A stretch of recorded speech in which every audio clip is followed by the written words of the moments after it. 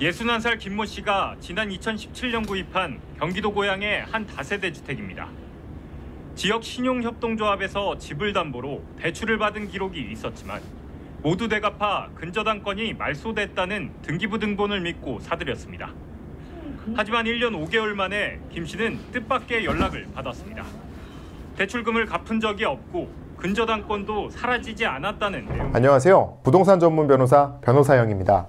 방금 보신 뉴스는 지난주 MBC에서 보도된 실제 사례입니다. 등기부 등본을 믿고 2억 원의 집을 샀는데 A4 용지 한 장으로 위조된 서류 때문에 집을 모두 잃게 된 충격적인 사건이죠. 오늘은 많은 분들이 모르고 계신 충격적인 진실을 알려드립니다. 여러분이 부동산 거래할 때 가장 기본적으로 확인하는 등기부 등본, 사실 법적으로는 아무런 보호를 받지 못한다는 사실 알고 계셨나요? 이 영상 5분만 투자하시면 여러분의 소중한 재산을 지키는 법을 알려드리겠습니다. 먼저 공신력이라는 말부터 쉽게 설명해 드릴게요.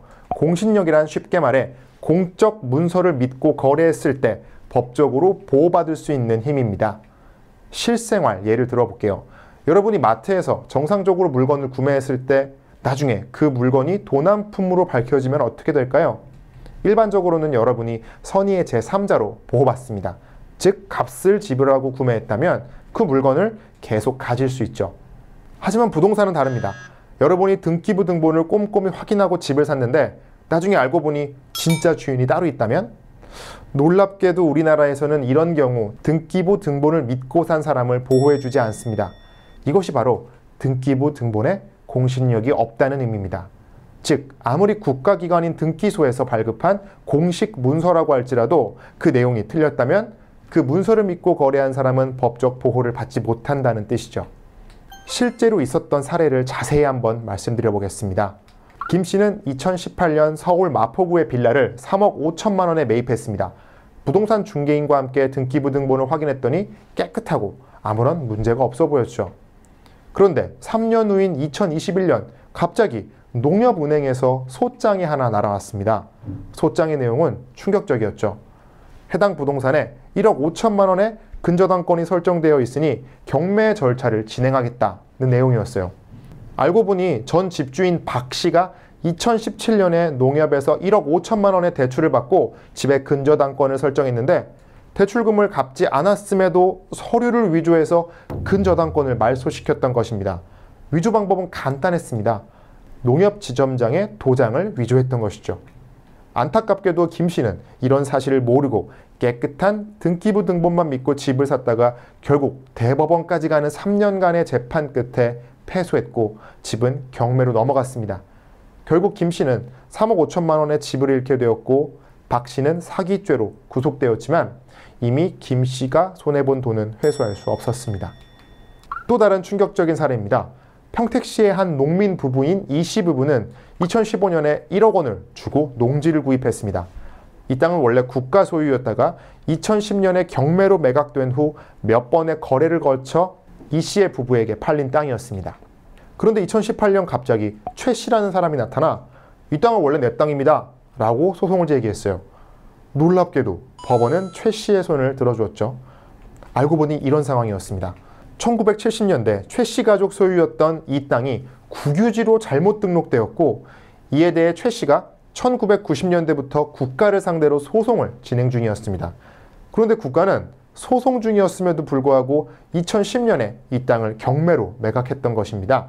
결국 2018년에 대법원에서 최 씨의 승소가 확정되면서 이 씨 부부는 등기부 등본만 믿고 정상적으로 거래했음에도 불구하고 1억 원짜리 땅을 그냥 최 씨에게 돌려줘야 했습니다. 왜 이런 문제가 발생할까요? 가장 큰 원인은 우리나라 등기제도의 특성에 있습니다.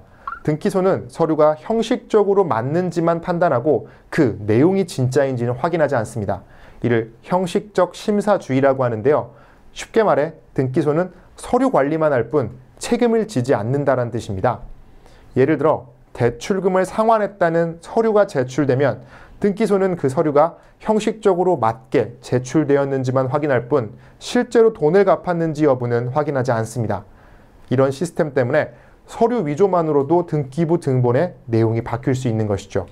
우리나라는 일제강점기와 6.25 전쟁을 겪으면서 많은 토지 기록들이 사라졌습니다. 1950년대에 민법을 만들 때 이런 혼란스러운 상황에서 등기부 등본을 100% 믿을 수 없다고 판단했고, 그래서 공신력을 인정하지 않기로 했습니다. 당시로서는 합리적인 결정이었을 수도 있지만 70년이 지난 지금까지도 그대로 유지되고 있다는 것이 문제입니다. 다른 나라들은 등기 내용의 정확성을 검증하는 다양한 시스템을 갖추고 있습니다. 예를 들어 독일에서는 등기관이 서류의 진위 여부를 직접 조사하고 공증인이 거래의 적법성을 검증하기도 합니다. 하지만 우리나라는 아직 이런 시스템이 미비해서 거래 당사자가 모든 위험을 떠안아야 됩니다. 그렇다면 어떻게 대처해야 될까요? 이제는 시대가 많이 변했습니다. 전자 시스템의 발달로 등기 정보의 관리가 훨씬 정확해졌고 토지 분쟁도 많이 해결되었습니다. 법조계에서도 이제는 등기부 등본의 공신력을 인정해야 한다는 목소리가 높아지고 있는 추세입니다. 공신력이 인정된다면 등기부 등본을 믿고 거래한 사람은 법적으로 보호받을 수 있고, 만약 문제가 생기면 국가가 우선적으로 책임을 지고 나중에 국가가 서류를 위조한 사람에게 책임을 물어야 한다는 것이죠. 등기부 등본에 공신력을 부여하는 법 개정이 이루어지기 전까지는 한시적으로라도 피해 보상 제도가 필요합니다. 등기부 등본을 믿고 거래했다가 피해를 입은 사람에게 금전적으로 보상해주는 제도를 말합니다.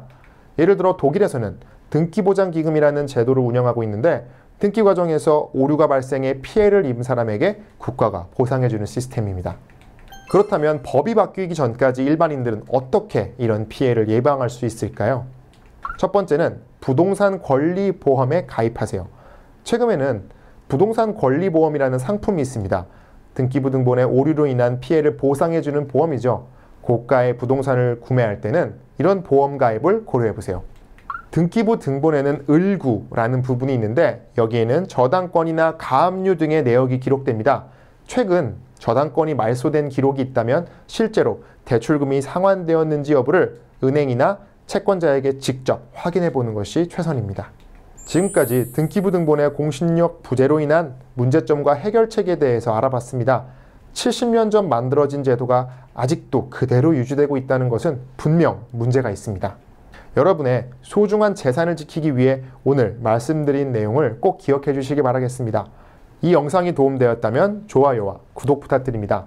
또한 여러분의 부동산 법률 관련 질문이 있으면 댓글로 남겨주세요. 변호사 형이 답변 드리겠습니다. 감사합니다.